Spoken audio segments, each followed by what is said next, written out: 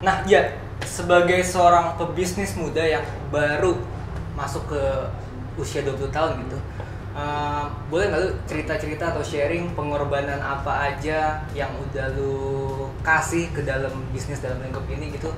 Mungkin masalah finansial atau masalah waktu, tenaga itu boleh lu sharing, mungkin pengorbanan apa yang udah lu lakukan? Bicara pengorbanan tentunya tenaga, waktu, pikiran, dan percintaan. Percintaan. Karena kalau kita bicara tenaga, jelas dalam membangun sebuah usaha, ya, effort dari segala macam sisi itu harus ada. Tenaga, pikiran, dan waktu. Dan kalau bicara waktu, ketika yang seharusnya begitu gue lulus, gue kuliah langsung, ya, sama kayak pada anak-anak umumnya. Di sini gue harus gap year selama 2 tahun, ya, untuk bisa membangun sebuah usaha ini dan akhirnya bisa melanjutkan kembali perkuliahan. Tenaga, waktu, pikiran. Dan pikiran ini sih yang paling membuat gue ngerasa gue nggak punya ruang, space untuk bisa memikirkan hal di luar usaha dan ini, ya? di luar bisnis ini. Karena kenapa? Gue memulai usaha ini di tengah-tengah kondisi pandemi, di tengah kondisi yang nggak gue harapkan sebelumnya, dan kita nggak pernah tahu kejadian ini akan datang, pandemi ini akan datang.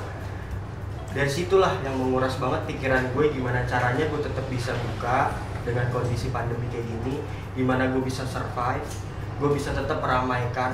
Karena kalau bicara pandemi, jujur gue pribadi pun takut. Ya. Semua orang pun takut dengan pandemi COVID-19 ini kan.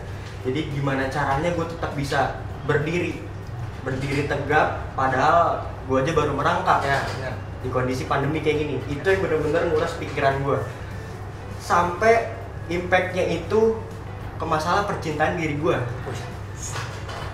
Sampai gue nggak bisa mikirin gimana gue punya cewek, karena gue ngebangun usaha ini. Gue nggak kepikiran sama sekali gimana gue ngurusin drama gue suka sama dia, gue pengen sama dia. Itu nggak kepikiran dalam otak gue, karena satu yang ada di otak gue, ini jauh lebih penting.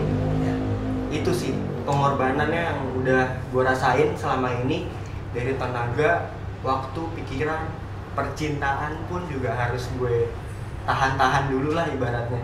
Karena gue di sini berpikir ada yang lebih bermanfaat untuk gue ke depannya. Jadi gue harus bisa memilih mana yang lebih penting, yang mana yang harus gue kerjain, yang harus gue urusin, dan harus gue usahain.